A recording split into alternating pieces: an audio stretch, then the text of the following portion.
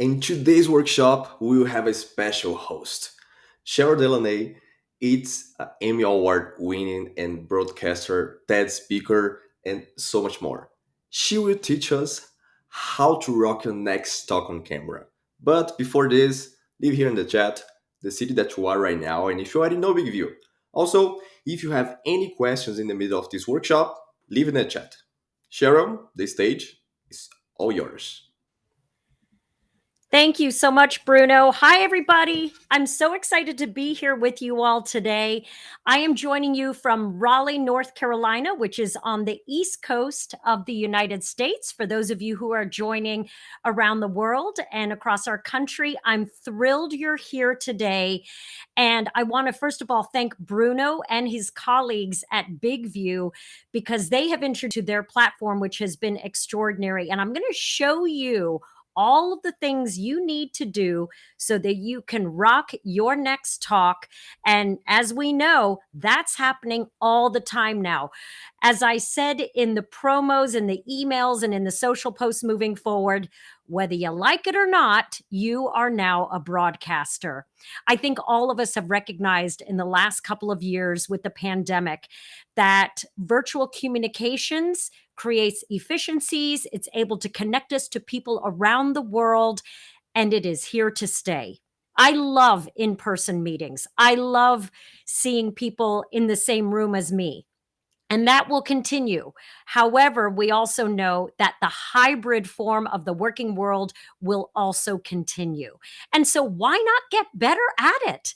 And I thought this is a great time for me to share some of the tips and tricks that I learned as a television news anchor so that you can feel more confident with your virtual presentations, meetings, interviews, however you are presenting on camera. I'm going to help you do it better. So let's go ahead and get started with how to rock your next talk on camera. Here are the things that we're going to go through today. I've created a very simple agenda, and I do want you to jump in and add to the chat any of the questions in case I miss them. Bruno's going to help me out by highlighting some of them. But thank you so much, first of all, for putting where you're coming in from. Got some hometown folks here from Cary and Raleigh, and my friend Dana driving from Virginia, my friend Rufus from Florida, from Jacksonville, lots of people from all over the place. Really happy that you all are here. So let's talk about what we're going to cover today. The first thing is scripting. And basically what that is your message development. It's the preparation that goes in before you turn on that camera. And there does need to be some deliberate work in advance. And I promise you, if you put the work in the prep time, you will feel more confident when that camera goes on. The next part is we're going to talk about presentation best practices. And this is the work that I do with all the executives, CEOs, startup founders, entrepreneurs on how to communicate with confidence and impact. So I'm giving you all my goods that I do on my trainings across the world and within the organizations that I work all the time. So you're really getting a lot of stuff from me today. And then I'm going to show you the virtual setup. How to make sure that your home office, your office at work, the coffee house where you might be working, all the different places, how to set yourself up for success so you look your best and sound your best when that camera turns on. As I said, I spent 25 years as a television broadcaster. I'm going to go back here and just show you really quickly some of the things that I'm doing now. After I left television, I have been doing a lot of one-on-one, one small group, and then one on large group workshops and presentations. I speak at a lot of conferences around the country and around the world for that matter, both virtually as well as in person. But my favorite thing is helping people find their voice and find it with confidence so that they can communicate the important information, whether it's to your team, a nonprofit you're volunteering with, wherever you are, we're communicating all the time. So as I said, I did spend 25 years as Welcome ooh, to look at that. Hall I meant to turn that down. WRAL. There we go. Rex Health. So I was anchoring television news at 6 different stations across the country. I then hosted a healthcare show called Rex on Call, where I got to interview doctors live and help them spread their message. And then I hosted a Lifetime show called My Carolina Today, which was great fun. But over that 25 years, I learned the various things that you can do to look better on camera. So that's what we're going to be going over today. So let's back up for a second and remember why it matters, because that's where you can become more intentional about this work. If you really have in your head why this is important. Harvard Business Review says the number one criteria for professionals is the ability to communicate effectively. And in 2022, that means virtual presentations and communications as well, not just in person. You have to have the whole spectrum of communication in your toolbox. I love what Warren Buffett says. Let me blow this up so you can see it better. The one easy way to become worth 50% more than you are right now is to hone your communication skills, both written and verbal. I like to say, every time you have the opportunity to present, you are auditioning for your next promotion. Ha! Let that sink in for just a moment. Every time you have the opportunity to present at work, you're auditioning for your next promotion. You know that happens. You see someone do an excellent speech or a presentation, a business review, and you say, wow, they've really got it going on. You become memorable when you become a more confident speaker. We're going to go through those things today. But here's the problem. We're all distracted. All of us. We're all addicted to distraction. Think about it. Chicken or egg? Did we create the distraction, or was it always there and now we're just always, our attention is being pulled away all the time?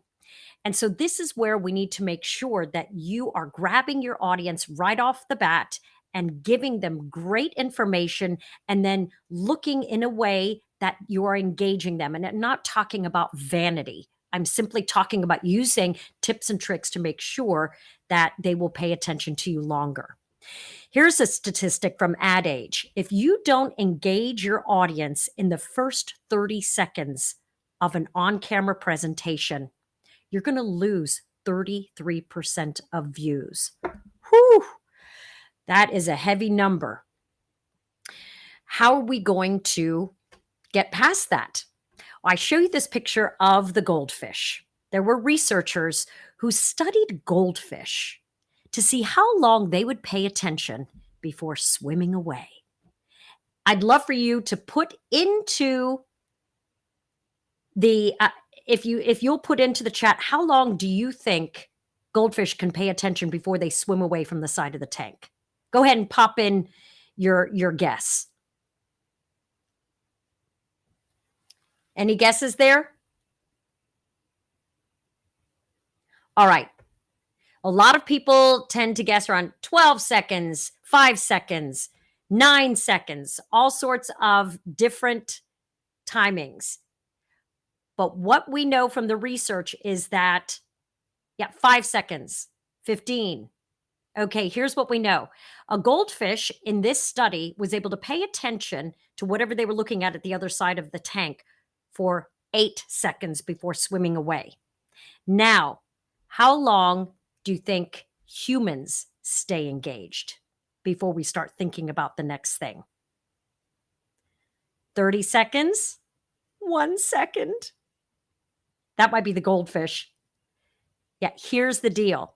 A decade ago, humans could pay attention for 12 seconds.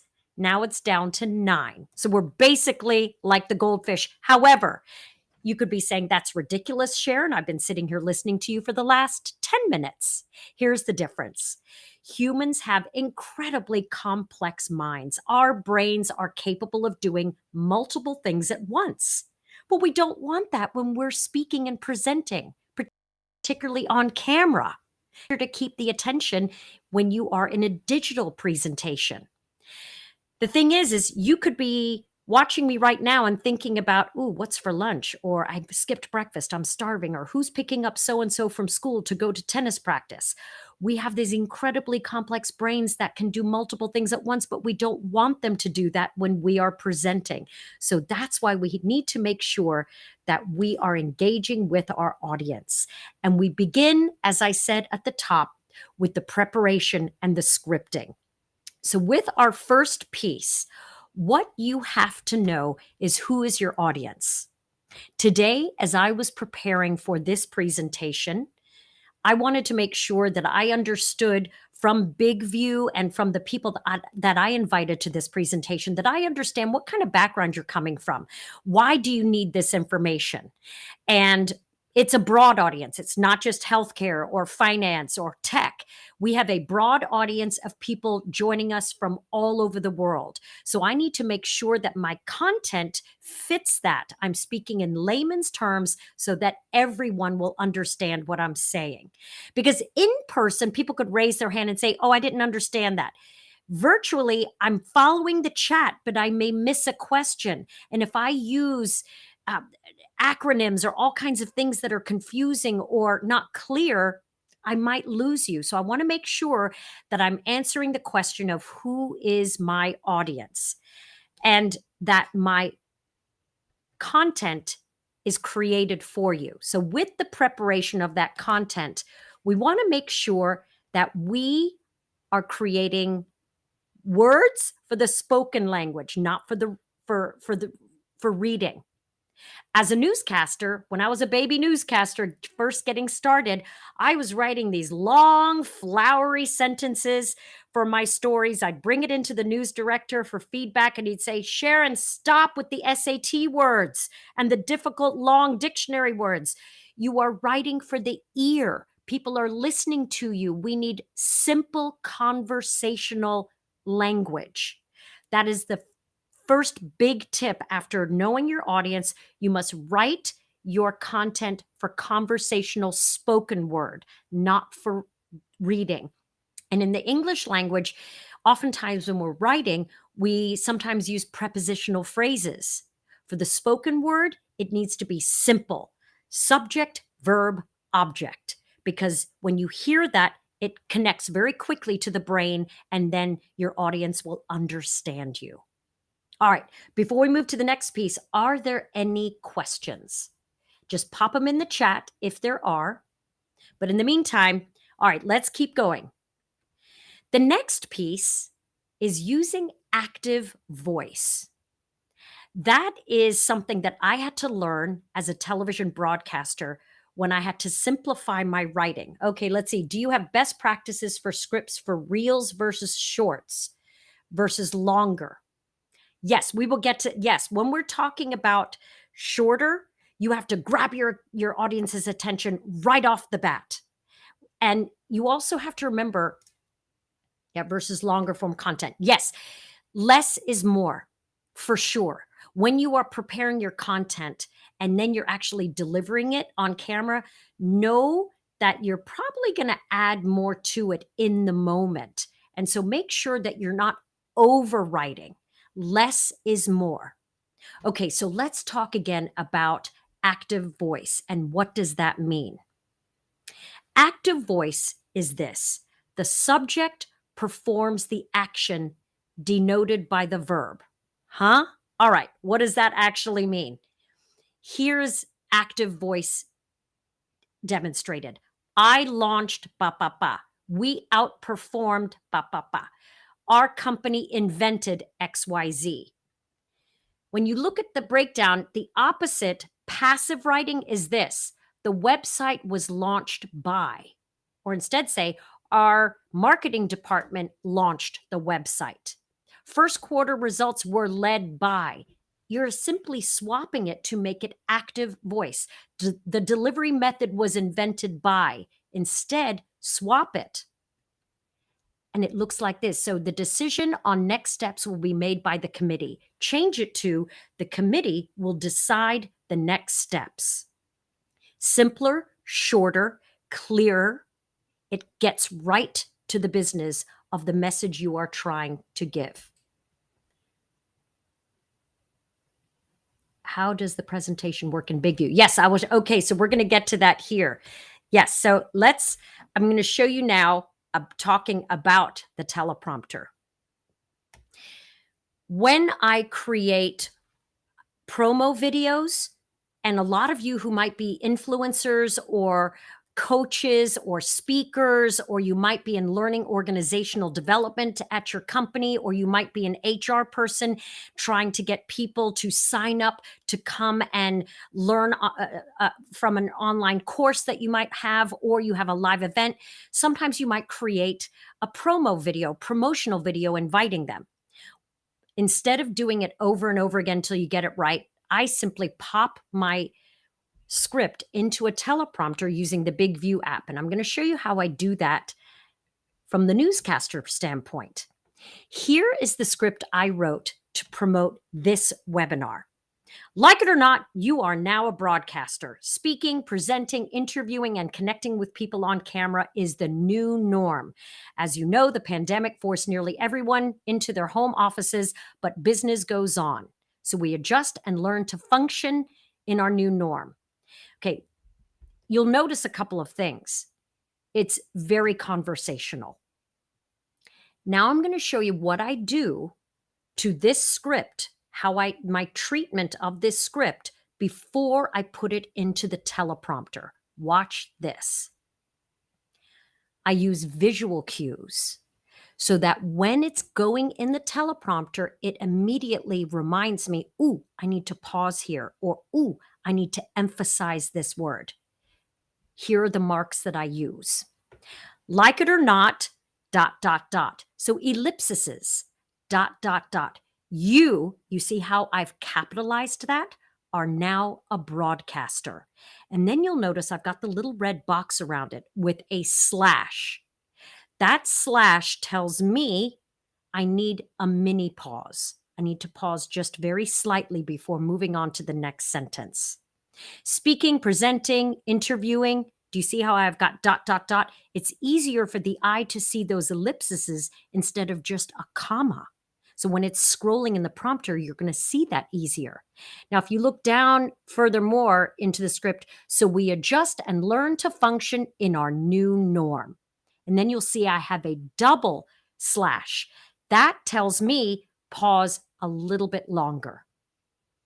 That means you are now essentially a TV anchor like me. Bigger pause. My name is Sharon Delaney McCloud. Mini pause. I spent 25 years as a journalist. There it is. This is exactly how I and all of my co-anchors would mark our scripts in the teleprompter, so we would get that visual cue to slow down, pause, add emphasis. All of these things are right at your fingertips when you're preparing your content. Now, if you wanted to just have bullet points, you can still do the same thing. I will be very upfront with you. People think, oh, anyone can read a teleprompter. Yes, they sure can. But once you start doing it, you realize it takes a little bit of practice to look natural and to not appear as if you're reading. And the way you do that is with practice. You just do it over and over again and record yourself and watch it back. And then you will become a student of your on-camera presentations. You have to do the work to get better at it. All these news anchors that you might see at the national level, in your local market, wherever it is, they weren't born like that. They got better at it because they practiced. And so what I love is with the BigVU platform, they have it on as an app as well as the desktop. And you can use either one. I love it. What I love about the app is that when you are reading your script on the teleprompter in the app, when you pause, it pauses as well. It hears you, so the script doesn't go flying by. It's like magic. And I have tried every app under the sun since I left television, and this one by far is my favorite. The next thing I want to show you that I think is really important when you're creating and editing a video for on-camera use is with BigVU, you can add captions. Adding captions is incredibly important for two main reasons. I'm going to show you an example here of how I did this and then tell you why it's really important. Hey Seminoles, Sharon Delaney McCloud here. I'm an FSU CCI graduate and a new member of the leadership board. So here it is, exam week. I'm sure you've worked really hard to get to this point in the semester when it seems so much is riding on this one measurement of your learning. Yes, it's important. I encourage you to do your best, but always remember, there's a lot you already know that can't be measured. All right, I'm stopping it there. Here's the important part about adding captions to your videos. One, it immediately becomes more accessible. And in today's world, we want to be as inclusive as possible. People who might be hard of hearing need those captions. They are missing your content if you're not offering captions with your content. Second, we know from lots and lots of research, you can Google it. Facebook has done all of this for years. When you add captions to a video and it's playing, whether it's on LinkedIn or Facebook or wherever, when you see those captions, Instagram, people are more likely to stop and watch your video. Also, people who are reading along as they're listening and watching, the content sticks better as well. Now, how do the captions work on BigVU? It's like magic. It's all automatic. When you record yourself reading the teleprompter, you've got the script, then you record yourself in the app, and then you hit a button and it automatically populates the captions. Now, if it is using artificial intelligence, so if you have a name that it doesn't hear it quite right, you can go in and edit it and correct any misspellings, but it is pretty spot on. And so I love the ability to do this. Okay, before we move on to the next section of today's webinar, I'd like to know if there are any questions. I'm going to check over here in the chat to see if there's any questions in the chat. Okay. All right, just pop them on in. I'm going to continue to check. But let's move on to the on-camera presentation best practices. We know that how you communicate is as important, if not more so, than what you're communicating. Just gonna pop up this lovely picture right here for a second. Check out this babe.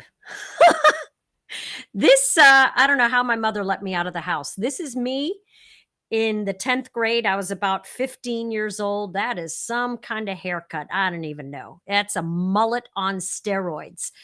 Business in the front, potty in the back, right? Woo! Now, the reason why am I showing you this ridiculous picture that is so embarrassing of me? It's because you have to be authentic. People can spot fake a mile away. And so the one way to feel like you can bring your full self to presentations, whether in person or on camera, is you just have to lean into it and know that you are enough. You should be you. Bring your own self to this work. And the way you become more comfortable with it is through practicing. You're just going to hear me say that an awful lot because that's the only way you get better at it. I'm going to show you this interesting thing. When we started doing these workshops, we found this work that Dr. Albert Mehrabian, who is a PhD from UCLA in California, he has studied how people perceive you when you are presenting, when you are communicating. 55% of your message is your body movements, your face, all that body language. 38% is your voice, your vocal delivery, the tone, the modulation, the pauses you might be using. And then only 7% is the words? What? That's crazy. How can that possibly be? I did not believe it until I remembered this quote from Maya Angelou. I've learned that people will forget what you said, people will forget what you did, but people will never forget how you made them feel. Check this out. Case in point. My name is Phil Davison, and I am seeking our party's nomination for the position of Stark County Treasurer. In terms of elections across Stark County, I have represented our party twice on the county ballot, in both the primary and the general elections. When I ran for Stark County Clerk of Courts in 1996 and Stark County Commissioner in 2000, and I will not apologize for my tone tonight. I have been a Republican in times good, and I have been a Republican in times bad. Woo, Mr. Stark County. Okay, a couple of things here. That's real. You can find Mr. Stark County on YouTube. He did not win his election, and he has a master's in communication. Woo! Now, regardless of politics, just take politics out of it altogether. But if you were to take his script and just read it, it wouldn't have been outrageous. But the second he started saying it, it completely changed everything. Now, do you believe Dr. Merabian? Because with Mr. Stark County, for me and for most people, his message went out the window the second he started shouting at me and pacing back and forth and pointing at me so aggressively. That is why we know that your body language and vocal delivery are extremely important. So let's break that down with our vocal delivery. And this is a big part of when you are presenting on camera as well as in person. A lot of these techniques work for both. So before you get ready for that big presentation, that big meeting, an interview, whatever you're doing, you need to prepare in advance. I like to do a whole process of breathing. And I have an iWatch that has one of those like little taptic things that reminds me to breathe, but you can also use a timer on your phone or apps to do deep breathing. And I'm talking deep from the diaphragm. And so right before a big presentation or a webinar, I do deep breathing for 2 minutes. And what that does is it automatically quells any nerves I might be feeling, but it also rushes that oxygen to my brain so that the thoughts come clear and the words will come out clear as well. The next thing is volume. When you're presenting, if we were to have a scale of 0 to 10, with 0 being the quietest, 10 being the loudest, I would suggest that you are at about an 8.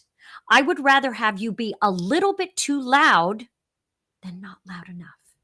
If you're not loud enough, you appear timid, you appear that you're not confident, you appear that you are maybe fearful of speaking up.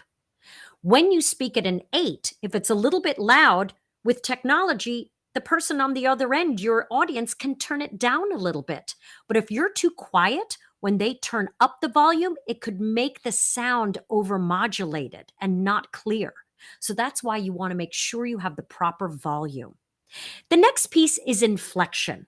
We want to have vocal variety. If anybody's ever been told that they sound monotone, like they only have 2 notes in their entire vocal range, here's how you fix that. Read a children's book out loud. Not during your presentation. I'm talking in the practice and the prep work. When you read a children's book, like Dr. Seuss or something, it forces you to use lots of range in your voice. Pacing and tempo. We want to make sure we're not speaking too quickly, in particular in a virtual presentation, because your audience is less likely to be able to pop into the chat, slow down, you're speaking too quickly. Instead, you'll just lose them. In person, you can read the room, but it's much harder to read the room when you are speaking virtually. For that reason, you want to make sure you're not speaking too quickly. And you can time yourself using an app that I'll show you in just a moment. But you also want to have a variety of tempo. Naturally, when we get really excited about something, we might speed up. But then when you have a really impactful point to make, slow it down and add a pause. That gives your audience a second to digest what you've just shared with them. When you are giving that information and you have a really important fact or a data point, let it sink in. I promise you that slight pause might feel long, but in reality, when you go back and watch yourself after you've recorded it, you'll see it's actually not that long. And then, so that's the whole pause.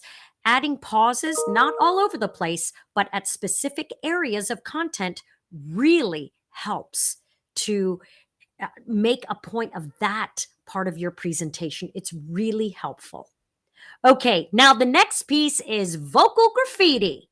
Who has this? I promise you, everyone has vocal graffiti, no matter whether English is your first language or your fifth language. Every language, the spoken word naturally has vocal graffiti or filler words.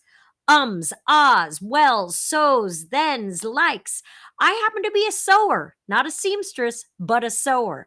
I am constantly trying to remove these so's out of my presentations, because I start many of the sentences with the word so when it's not even necessary. So is more like a contractor between two, or a contraction element between two sentences. It shouldn't be the beginning of my presentation.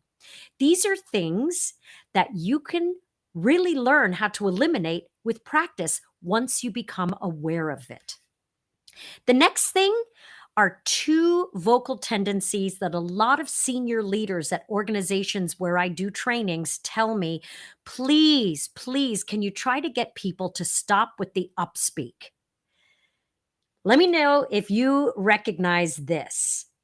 Upspeak is when you say a declarative sentence and you end with an up cadence with your voice, and it's not a question, it's actually just a statement, but you're ending it up like this.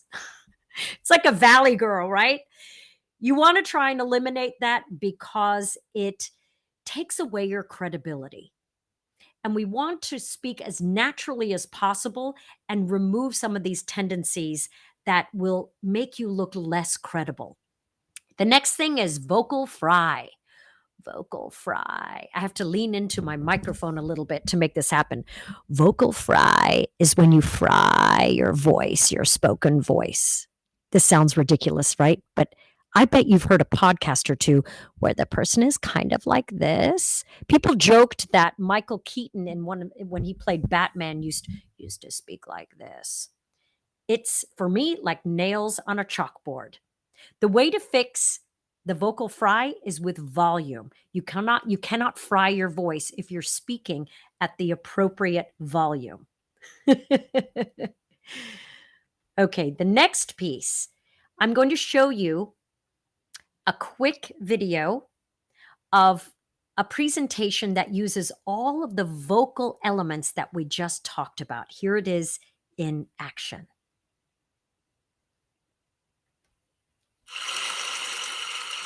The human voice. It's the instrument we all play. It's the most powerful sound in the world, probably. It's the only one that can start a war or say, I love you. And yet many people have the experience that when they speak, people don't listen to them. Why is that? How can we speak powerfully to make change in the world? I'd like to suggest that there are 4 really powerful cornerstones, foundations that we can stand on if we want our speech to be powerful and to make change in the world. Fortunately, these things spell a word. The word is hail, and it has a great definition as well. I'm not talking about the stuff that falls from the sky and hits you on the head. I'm talking about this definition, to greet or acclaim enthusiastically, which is, I think, how our words will be received if we stand on these 4 things. So what do they stand for? See if you can guess. The H, honesty, of course. being true in what you say, being straight and clear. The A is authenticity, just being yourself. A friend of mine described it as standing in your own truth, which I think is a lovely way to put it. The I is integrity, being your word, actually doing what you say, and being somebody people can trust. And the L is love. I don't mean romantic love, but I do mean wishing people well. For two reasons. First of all, I think absolute honesty may not be what we want. I mean, my goodness, you look ugly this morning. Perhaps that's not necessary. Tempered with love, of course, honesty is a great thing. But also, if you're really wishing somebody well, it's very hard to judge them at the same time. I'm not even sure you can do those two things simultaneously. So, hail. All right. What did you think of my friend Julian Treasurer? I actually don't know him, but I have a total vocal crush on him. I think he is a masterful presenter. He has an ease and a confidence about him without being over the top. And I feel like he uses pauses just at the right places. The other thing, too, a lot of research shows that when you speak, when you're presenting on camera or in person at a bit of a slower pace, your confidence level goes up and your competence level goes up as far as your audience is concerned. They have a higher degree of confidence in you when you speak more deliberately and a little bit slower. I do have an app that I'm going to show you in just a moment that will help you learn what your pacing should be. But Julian, I would encourage you all to watch his entire TED Talk. His name again is Julian Treasure. He's got several TED Talks, but he is really a very good communicator that you could learn from him, and that will also help with your on-camera presentations. Okay, let's move on to the body language piece. Okay, couple of quick things. You want to make sure you are doing the good foundational stuff, standing tall. Now, sometimes I stand up when I'm doing my presentations. Today, I'm sitting. I like to stand when possible because when you stand, you have better energy. But when you're standing, you want to make sure, especially when you're on camera, that you're not rocking back and forth. Sometimes you have this extra energy and you might rock right off the frame. And so you want to make sure that you are recording yourself, watching back to make sure you're not doing any kind of movements that make yourself distracting. Now, something that I do, I'm going to show you really quickly what I do with my feet when I'm getting ready to present on camera standing so that I don't go off my feet. Let's pretend my hands are my feet. I put my legs hip distance apart and then I shift 1 foot forward. That way, you can't go side to side. If you do, you'll fall over. Now, you can rock back and forth very slowly, and I'm not advocating we're rocking, but I'm just saying when we're presenting, we often have movement that needs to happen so that you're delivering naturally. And so I like to use that position with my feet. You also want to make sure you have your head and eyes up. Now, that's a big thing. When you are presenting virtually, it's really difficult because you're staring at a dot, a green light or a white light on your computer. How do you make a connection with that? Well, as a television anchor, I had to teach myself how to do that. I was looking at a big camera with a teleprompter inside it.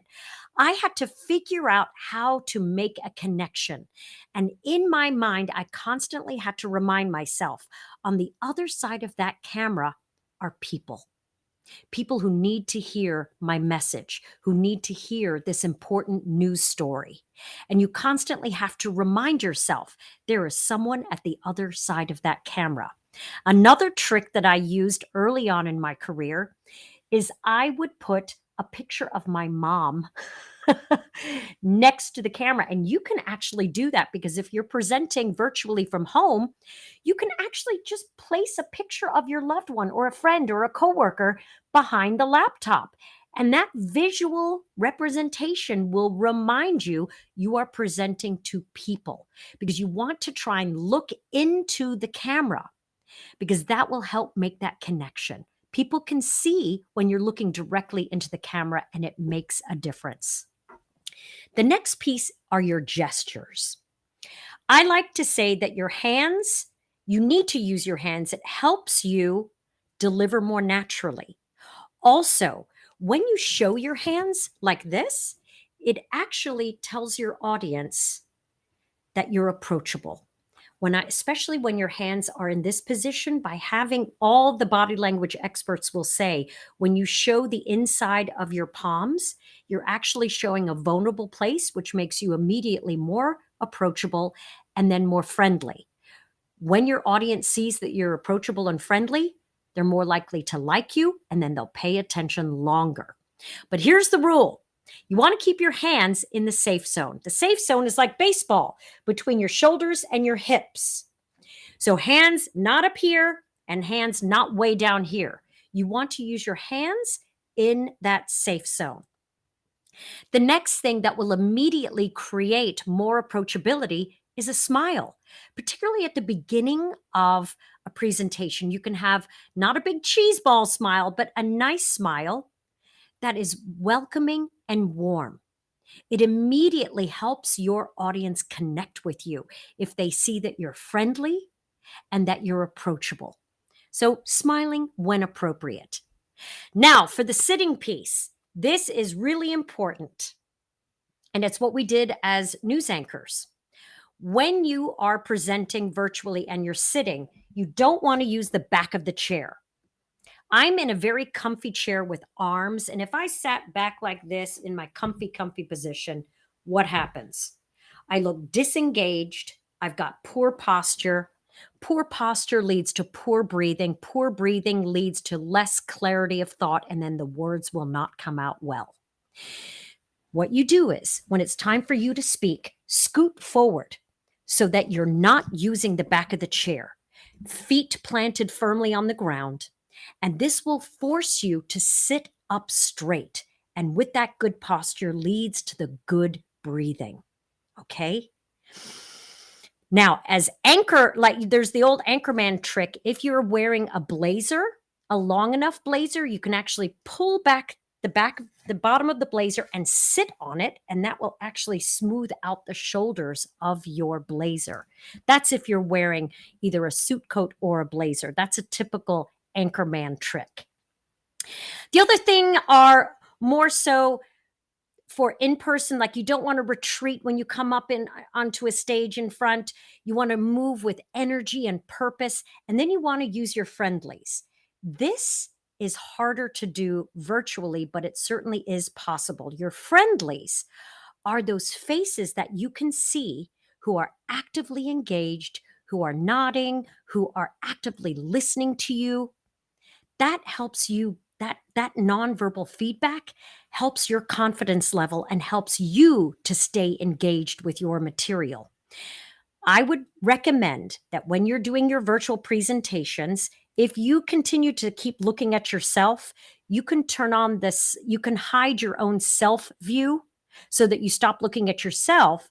But then you can also position, depending if you're using Zoom or WebEx or Microsoft Teams, you can change the layout so that you have faces. And I would recommend putting them up as close to the top of the screen next to the camera so that you can get feedback even from the virtual people. It's important to do this because it helps you stay interested and engaged as well. Okay, now here are some ways to practice all this before we move into the virtual setup. You have so many incredible tools on your smartphone. The first, BigVU. Goodness, is it an amazing app that I am now using it, and I tell everyone around that are doing virtual presentations to use it to help them appear more polished and become stronger presenters. The next piece is Toastmasters, which is an international organization. It's been around for a really long time. There are chapters all over the world, and Toastmasters is a place where everyone who goes to these chapter meetings is there for the same reason, to become a better speaker. That's it. I have a Toastmasters chapter at my organization, and we have meetings every 2 weeks at lunchtime, and we're attending all of them virtually. So we're talking about all of these tips and tricks every time we meet. The more you do it, the better you get. That's it. You can only get better at this by doing it. The next thing, I promised you an app called that helps you with the timing and pacing.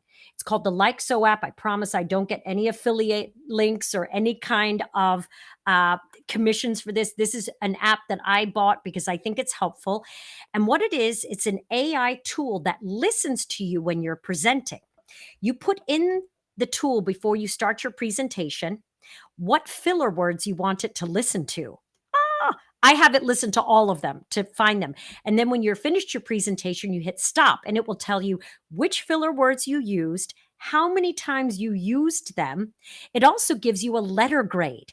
And then it will tell you if your speaking pace was too fast, too slow, or right on the mark. It also has the ability, if you have a big virtual presentation coming up, you can put the date in the app and it will give you push notifications reminding you to practice. Such a helpful tool.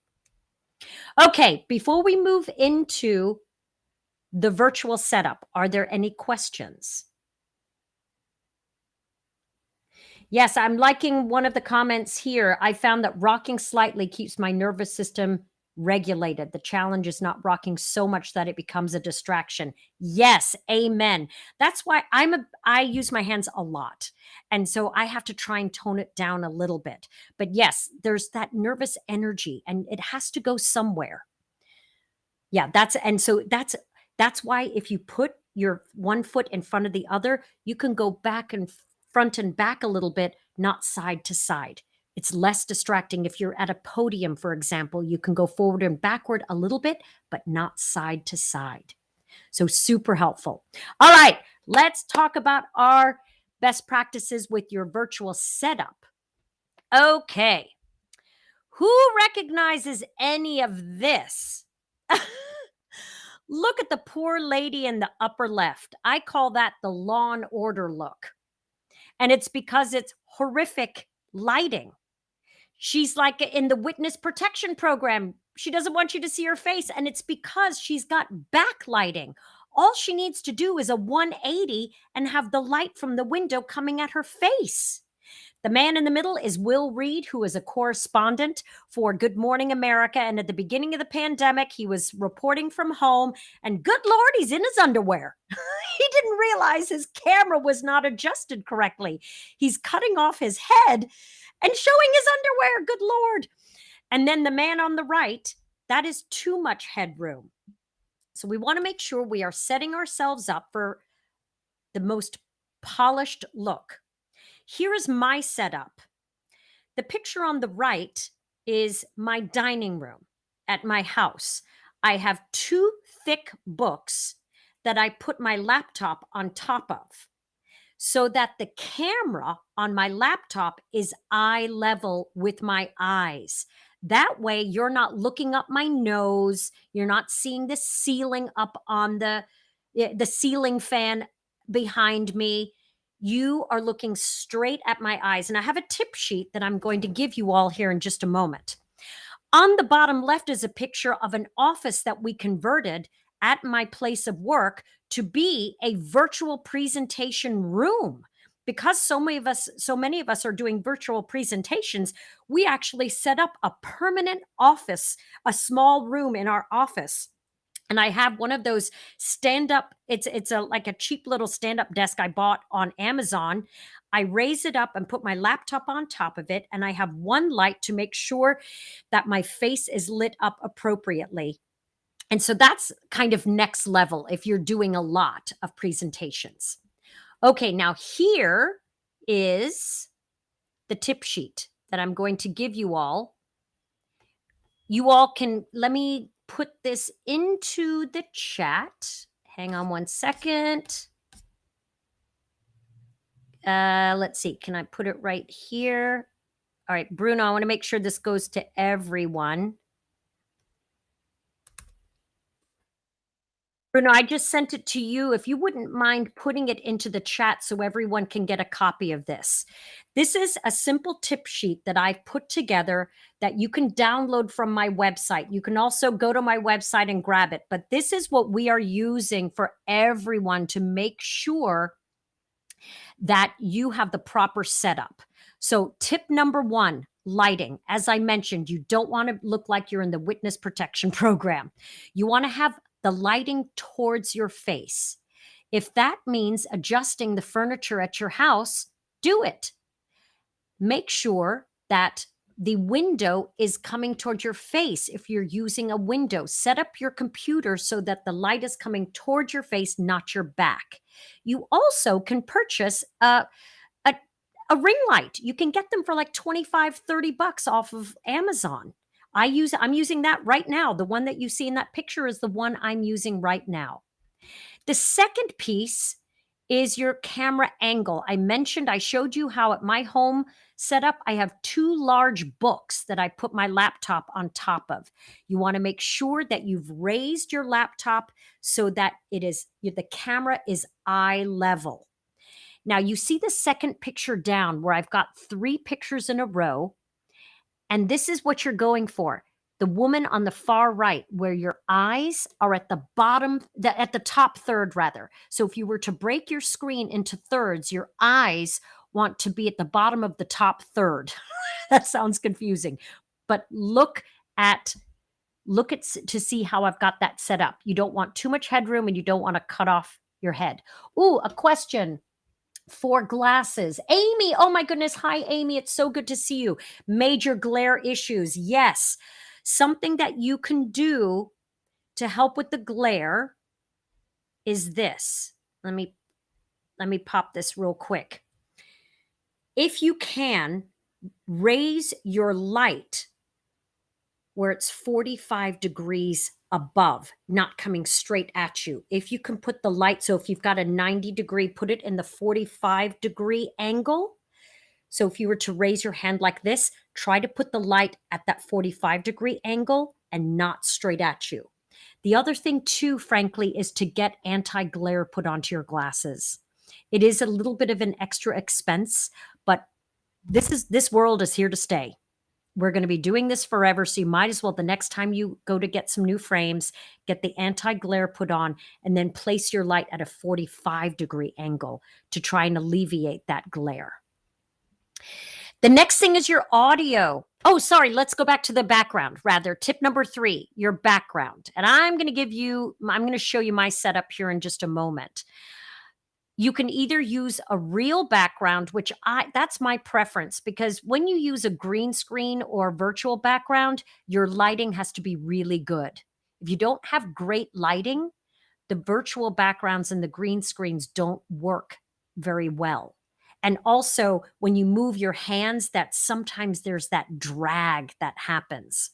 But you can use a virtual background, particularly if you're using a shared office at home and you've got like the kitchen sink and your laundry in the back. But I'm going to show you my virtual setup here in just a moment here at the house. All right. And then tip number 4 is your audio. This is very important. If your audio is bad, you're going to lose your audience. That's the way it is. You will lose your audience if you have bad audio. Now, most laptops nowadays, if you have one that is new within the last couple of years, are really pretty good. But you can also add audio features. You can get an external microphone. All right, here we go. I'm going to show you now my setup. Here's my house. Let me show you. This is my bonus room. And look at this thing. This is one of those tri-fold things. It's a screen that I bought off of Amazon. And then I bought this cloth to go over it. Look at that. And it came with the little clasps to attach it to the screen. All right. That's that. All right. So this is actually a cloth, but doesn't it look like a room? It kind of does. Look, it's just a cloth with that. Oh, Lord. Now I'm giving it away. There we go. There you see it. All right. And so again, I'll play it one more time so you can see it. Hey, do you see? Okay. So that is a trifold screen, bought it from Amazon, and hung that cloth over it. Looks kind of nice, doesn't it? It's a nice clean background. The other thing too is I stand out from the background because I have dark hair and a light background. So you can make sure that there's a contrast. So the next piece is what to wear on camera. When I was a news anchor, that was always a big thing. People would write to us and say, "Oh, you don't look professional enough," or "What are you wearing tonight?" And when you show up for an on-camera presentation, you want to look professional, not distracting. Doesn't mean you want to overdress too much. You have to remember who your audience is. Back to step number 1, knowing your audience. But I always advocate dressing one step up. So business casual or business. So here is a quick look at the example I show all the time. What looks best on camera is bright jewel tone colors, solid jewel tone colors. This picture I grabbed from the Family Feud. It is no mistake or coincidence that all these people, the women and then the 2 male contestants, are wearing bright jewel tone colors. Let's make it look big. The reason is when you wear bright colors, it enhances your complexion. Wearing black or white, no matter how dark or light, whatever your complexion is, whether you are African American, if you're African, if you have dark skin, whatever it is, if you wear black or white, it actually pulls from your complexion. If you're very pale and you wear black or white, it pulls from your complexion. The iris on the camera cannot read black and white very well. And then you might say, "Oh, but I see people on TV wearing black and white all the time." Yes, because they're generally in a professionally lit studio, a television studio with lots of lights. But when you're setting up with the ring light, I wear a brightly colored, solid outfit. And this is what you should do as well. It really helps you pop on screen. All right, but the number one thing you need to wear is your confidence, okay? This you cannot forget about. The more you practice, the better you become, the more confident you will be.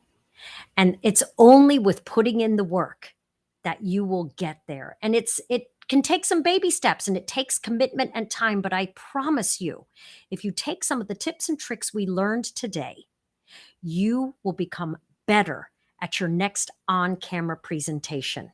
Now, I'd love to connect with you all. Here's how you get a hold of me. You can email me, connect with me on all the socials, or hit up my website. That's also where you can download the virtual setup guide, the tips and tricks to have your best virtual setup. And with that, we are just about at time. So are there any final questions?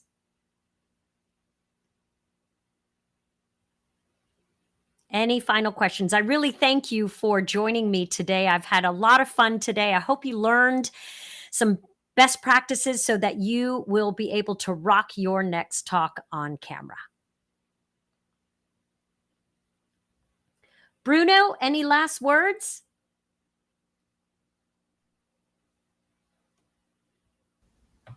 Okay, I think that we have a question. I will pop up on the screen. Oh, not this one. Oh, This one. let's see. Is there an optional, if there's an optional body position when filming in landscape mode, centered on the frame or to the side? I think it depends on if you have content. If you don't have any content to show, I would be straight up in the middle. But if you have content like I've been showing you, I've been using a tool called Prezi in order to have my content on the screen with me. Then I move to the side. I actually literally move like this back and forth. But if there's no other content, I would advocate being straight up in the middle. I hope that answers your question.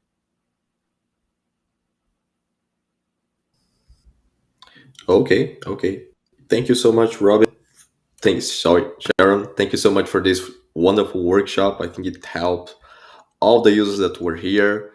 If you want to get in touch with Sharon, I sent her info here on the chat. It's also on the description of the video. I'm sending again.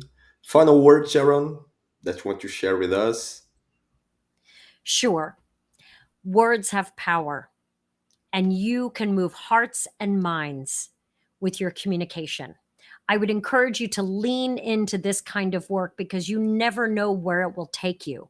And so when you use these tips and tricks to become a more confident speaker, you can do so virtually, in person, and you can make a difference with whatever you are trying to change in our world. So thank you very much for your time today. I look forward to connecting with you all again in the future.